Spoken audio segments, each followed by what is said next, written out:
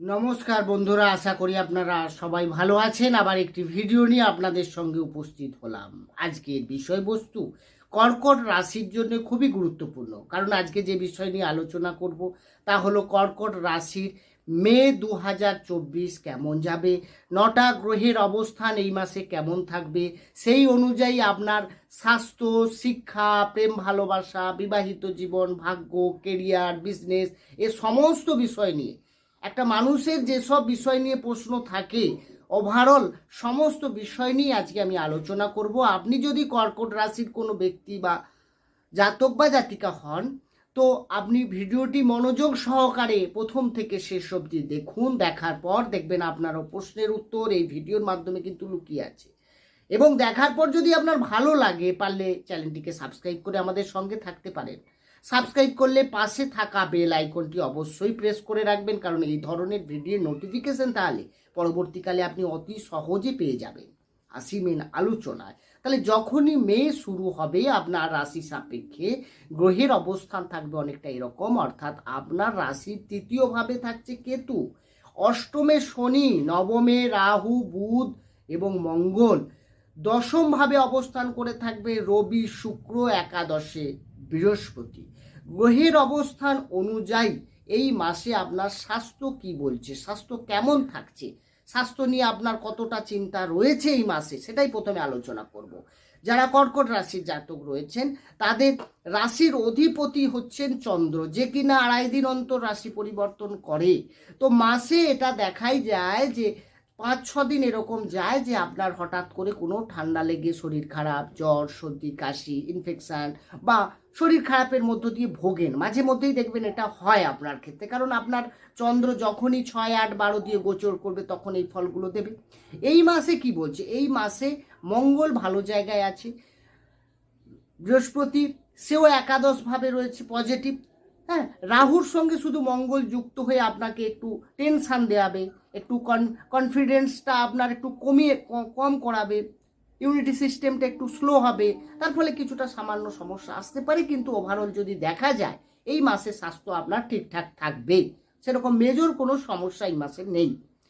এরপরে যে বিষয় আসবো সেটা হচ্ছে আপনার শিক্ষা বিচার করা হয় পঞ্চম ভাব থেকে। পঞ্চমের অধিপতি গ্রহ কে না, পঞ্চমের অধিপতি গ্রহ হচ্ছেন মঙ্গল, যে কিনা আপনার রাশির নবমে অবস্থান করেছে। তাহলে পঞ্চমপতি নবমে যাচ্ছে, এটা খুবই শুভ যোগ। আর রাহুর সঙ্গে যুক্ত হয়ে আছে, আর বৃহস্পতি সে কিন্তু একাদশে অবস্থান করে আছে। তাহলে শিক্ষার ক্ষেত্রে কিন্তু আপনার অনেকটা ভালো দেখাচ্ছে। শুধুমাত্র আপনাকে, আপনি যেটা নিয়ে ফোকাস করছেন, যে বিষয় নিয়ে এগোচ্ছেন, সেটার লক্ষ্যটাকে স্থির রাখতে হবে। কারণ আপনার মাইন্ডে কিছুটা ভ্রমিত করতে পারে, কারণ পঞ্চমপতি মঙ্গলের সঙ্গে যখনই রাহু কম্বিনেশন হচ্ছে, তার মানে আপনার মাইন্ডটাকে ঘোরাতে পারে। আপনার মনে হতে পারে যে আমি ঠিকঠাক এগোচ্ছি, তো আমার মনে হয় এদিকে না এগোলেই ভালো ছিল, আমার মনে হয় ওদিকে গেলে ভালো হতো, ওই সাবজেক্টটা নিয়ে গেলে ভালো হতো। এইরকম একটা কনফিউশন আপনার মনকে তাড়া করে বেরোবে। আপনাকে কি করতে হবে, আপনাকে ধীর স্থির থাকতে হবে, আপনাকে ফোকাস ঠিকঠাক রাখতে হবে। এখানে আপনি যদি সরে যান তাহলে কিন্তু সমস্যা আসবে, না হলে ঠিক আছে। এরপরে যে বিষয় আসবো সেটা হচ্ছে আপনার প্রেম ভালোবাসা। যারা প্রেম ভালোবাসার মধ্য দিয়ে যাদের এজ যাচ্ছে, টিনেজ রয়েছে, তাদেরও তো প্রশ্ন থাকে সেই সব কর্কট রাশির ক্ষেত্রে। বন্ধুরা, কর্কট রাশি মানে আবেগ, কর্কট রাশি মানেই হচ্ছে আপনি চোখ বন্ধ করে বিশ্বাস করেন সামনের ব্যক্তিকে। তো প্রেমের ক্ষেত্রেও এটা। তবে আপনাকে আমি বারবার বলবো যে মানুষ চিনে বিশ্বাস করুন। বিশ্বাস অবশ্যই ভালো, মানুষকে বিশ্বাস করবেন না তো কাকে করবেন, কিন্তু আপনি মানুষ চিনে করতে হবে। আপনার সামান্য কিছু বললো বা সামান্য কিছু আপনাকে যে ব্যবহার এমন করলো যাতে আপনি সহজে ভেঙে পড়েন, এটা আপনাকে ঠিক করতে হবে। আপনি আপনি খুব ইমোশনাল, ফলে আপনাকে বাস্তববাদী যতক্ষণ না হবেন, তখন প্রেমের ক্ষেত্রে কিন্তু ছোটোখাটো এইভাবেই আঘাত আসবে আপনার লাইফে। তো আপনি সেখানে ভেঙে পড়লে হবে না, কারণ পঞ্চমে বৃহস্পতির দৃষ্টি, ছোটোখাটো মিসআন্ডারস্ট্যান্ডিং হবে। রাহুযুক্ত মঙ্গল হয়ে আছে, আপনার সামনের ব্যক্তির মধ্যে কি থাকবে, অ্যাটিটিউড, কিছু এমন কিছু কথা বলে দেবে যেটাই আপনি খুব খারাপ মনে নিয়ে নেবেন। এগুলো থেকে বেরিয়ে আসতে হবে আপনাকে, না হলে কিন্তু প্রেমের ক্ষেত্রে আপনার লাইফে বাধা রয়েছে। এই মাসের ক্ষেত্রে বলবো আপনার মধ্যে ছোটোখাটো মিসআন্ডারস্ট্যান্ডিং তো থাকবেই, তবে যাই হোক না কেন বৃহস্পতির দৃষ্টি যখন পঞ্চমে থাকছে, সব ঠিক হয়ে যাওয়ারও সম্ভাবনা রয়েছে। আপনি শুধু ধৈর্য ধরে এগিয়ে যান। এরপরে যে বিষয়ে আসবো সেটা হচ্ছে আপনার বিবাহিত জীবন। বিবাহিত জীবন বিচার করা হয় সপ্তম ভাব থেকে। সপ্তমপতি শনি অষ্টমে যাচ্ছে। অষ্টমে কিন্তু নিজের ঘরে যাচ্ছে, এটা নয় যে শত্রু ঘরে যাচ্ছে। তার মানে বিপরীত পরিস্থিতি থেকে আপনাকে বেরিয়ে আসতে হবে। এতদিন ধরে যদি সমস্যা থেকে থাকে, এতদিন ধরে কোনো বিষয় নিয়ে আপনাদের মধ্যে কোনো মিসআন্ডারস্ট্যান্ডিং ছিল, ভুল বোঝাবুঝি ছিল, সন্দেহ ছিল, সেখান থেকে আপনি বেরিয়ে আসবেন। তার মানে আপনার ভালো। তবে লাইফ পার্টনারে কিছুটা হেলথের সমস্যা আসতে পারে, আপনাকে এই বিষয়ে একটু সাবধানে থাকতে হবে। বাকি বিবাহিত জীবন কিন্তু ঠিকঠাক আছে। নতুন করে যাদের বিয়ের চেষ্টা করছেন, যেসব অবিবাহিতরা রয়েছেন, সেই সব কর্কট রাশির ক্ষেত্রে বিয়ের যোগও এই মাসটা কিন্তু ভালো।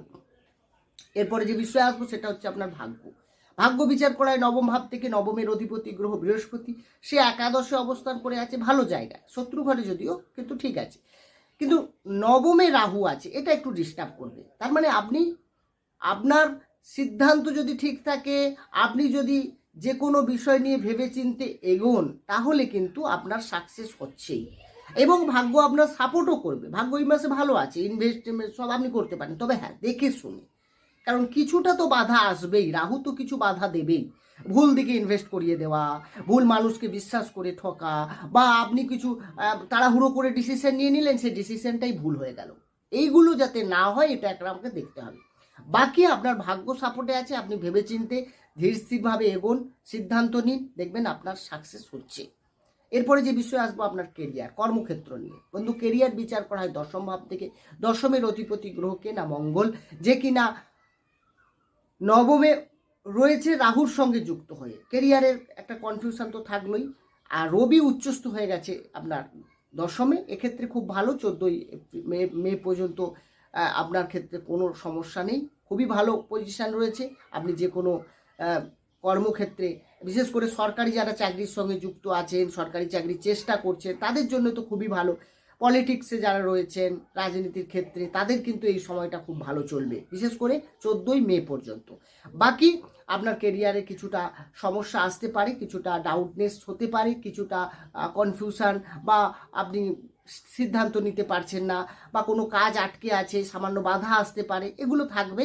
এগুলো থেকে ওভারকামও আপনার ক্ষেত্রে হবে, আপনাকে একটু সাবধানে এগোতে হবে, এটা এছাড়া আর কোনো কিছু নেই।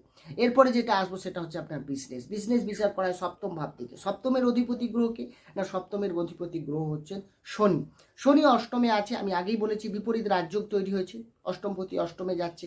তো সেই ক্ষেত্রে আমি বলবো, এখানে আপনার বিভিন্ন বাধা বিঘ্নগুলো যেগুলো রয়েছে, বিশেষ করে বিজনেসের ক্ষেত্রে, সেগুলো থেকে বেরিয়ে আসতে হবে আপনাকে। কাস্টমার যদি আপনার কাছে খুব খারাপ ব্যবহার করে, আপনাকে সেটা সহ্য করতে হবে। আপনি সামান্য বিষয় নিয়ে ইমোশনালি না হয়ে পড়েন। বিশ্বাস করা ভালো, কিন্তু দেখে শুনে করতে হবে, তা না হলে কিন্তু আপনাকে ঠকতে হতে পারে। আর যে কথাটি হচ্ছে, বিশেষ করে কর্কট রাশির ক্ষেত্রে, আপনারা কিন্তু উধারটা বেশি দেবেন না, এতে কিন্তু আপনাদের লস বেশি হওয়ার সম্ভাবনা থাকবে বেশি। বন্ধুরা, এই আলোচনা কিন্তু রাশিভিত্তিক আলোচনা, কারণ জন্মকালীন গ্রহের অবস্থান এক একজনের এক এক রকম থাকে। জন্মকুষ্টি যে আছে, আপনার কর্কট রাশি হতে পারে, আরেকজন কর্কট রাশি তার আলাদা, সুতরাং সেখানে কিছুটা ভিন্ন হতে পারে। আপনি যদি পুরো ডিটেলস জানতে চান, সেক্ষেত্রে আপনার অবশ্যই ডেসক্রিপশনে আমার নম্বর রয়েছে, সেখানে গিয়ে যোগাযোগ করতে পারেন। বন্ধুরা, কেমন লাগলো ভিডিওটি অবশ্যই কমেন্ট বক্সে তো জানাতে ভুলবেন না।